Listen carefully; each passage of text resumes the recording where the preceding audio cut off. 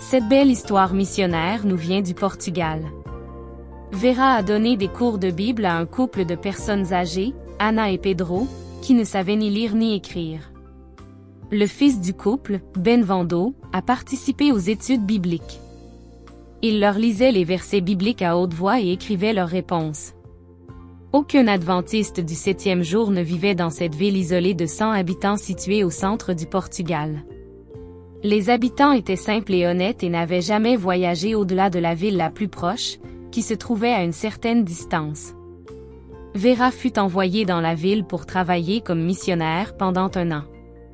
Ana et Pedro avaient plus de 70 ans. Quelque chose en eux attira l'attention de Vera. Lorsque l'étude biblique se pencha sur le sabbat, Ana accepta d'emblée l'enseignement biblique selon lequel le sabbat a lieu le 7e jour de la semaine. « Oui, je sais que c'est vrai, dit-elle. » Vera a été surprise. Les gens du village ont tendance à s'accrocher à leurs croyances traditionnelles. Mais Vera n'a rien dit. Une semaine plus tard, l'étude biblique a abordé le sujet de la viande propre et impure dans Lévitique 11.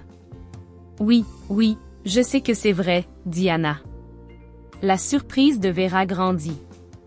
Elle ne pouvait pas rester silencieuse. « Comment sais-tu que c'est vrai ?» demanda-t-elle.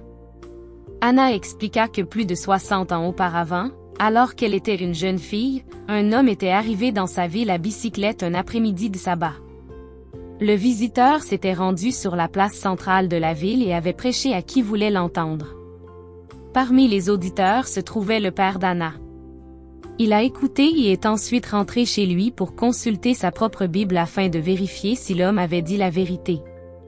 Contrairement à sa fille, il savait lire. L'homme à la bicyclette venait sabbat après sabbat.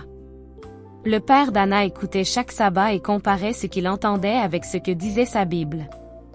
Il vit que l'homme ne prêchait que des vérités bibliques. Il dit souvent à la jeune Ana, le 7e jour est le sabbat. Tu sais que nous ne devons pas manger de viande impure. Vera fut stupéfaite d'entendre parler de ce prédicateur adventiste. Grâce aux prédications qu'il avait faites plusieurs décennies auparavant, elle n'avait pas besoin de convaincre Ana de quoi que ce soit dans la Bible. Ana savait que ce qu'elle entendait était la vérité parce qu'elle avait entendu la même chose de la bouche de son père. Les études bibliques avec Vera ont simplement confirmé les paroles de son père. Vera a pu voir Ana et Pedro baptisés grâce au sermon prêché par un inconnu plusieurs années auparavant. Le fils du couple, Benvando, a également été baptisé. Vera n'a jamais oublié Ana et Pedro.